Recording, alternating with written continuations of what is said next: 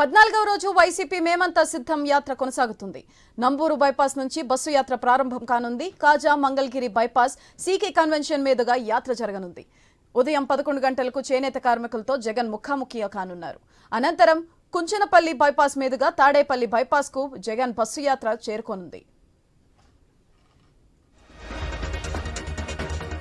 Guruji Ramnarayan G ప్రపంచ ప్రఖ్యాత జ్యోతిష్యులు ఇప్పుడు మన హైదరాబాద్ లో ఎటువంటి సమస్యలకైనా తక్షణ పరిష్కారం చేయబడును. సంప్రదించండి 96651137 9000004357.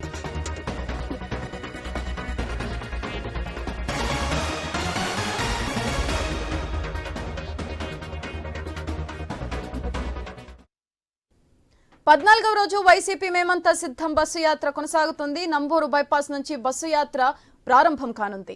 కాజా మంగళగిరి బైపాస్ సీకే కన్వెన్షన్ మీదుగా యాత్ర జరగనుంది. ఉదయం 11 గంటలకు చేనేత కార్మికులతో జగన్ ముఖాముఖి కానున్నారు. అనంతరం కుంచనపల్లి బైపాస్ మీదుగా తాడేపల్లి బైపాస్ కు జగన్ బస్సు యాత్ర చేరుకోనుంది. అయితే దీనిపై సంబంధించి మరింత సమాచారం మా ప్రతినిధి హరీష్ లైవ్ ద్వారా అందిస్తారు. హరీష్, చెప్పండి.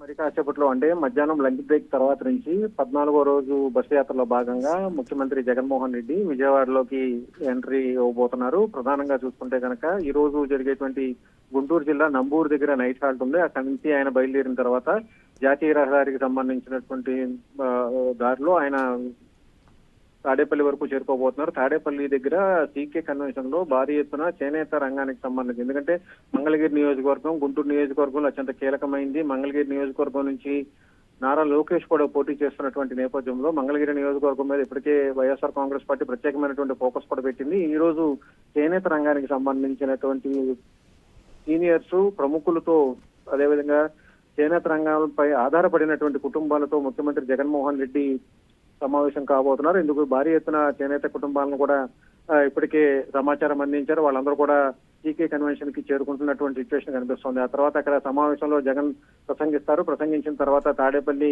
చేరుకుంటారు. తాడేపల్లి దగ్గర లంచ్ బ్రేక్ ఉంటుంది. లంచ్ బ్రేక్ తర్వాత నుంచి కూడా ఆయన కనకదుర్గమ్మ వారధి మీదుగా విజయవాడ తూర్పు నియోజకవర్గంలోకి వస్తారు. అక్కడ తూర్పు నియోజకవర్గంలో భారీ ఎత్తున రోడ్ షో ఉంటుంది. సికామణి సెంటర్ సిటీ మధ్యలో నుంచి ఆయన గన్నవరం నియోజకవర్గం వైపు వెళ్లేటువంటి సిచ్యువేషన్ ఉంటుంది. గన్నవరం నియోజకవర్గంలో ఈ రోజు నైట్ హాల్ట్ కూడా ఏర్పాటు చేసినటువంటి సిచ్యువేషన్ ఉంది. మొత్తం మీద చూసుకుంటే కనుక ఈ రోజు విజయవాడలోకి ఎంటర్ అవబోతున్నటువంటి నేపథ్యంలో భారీ ఎత్తున సన్నాహాలు చేశారు వైఎస్ఆర్ కాంగ్రెస్ పార్టీకి సంబంధించినటువంటి శ్రేణులు.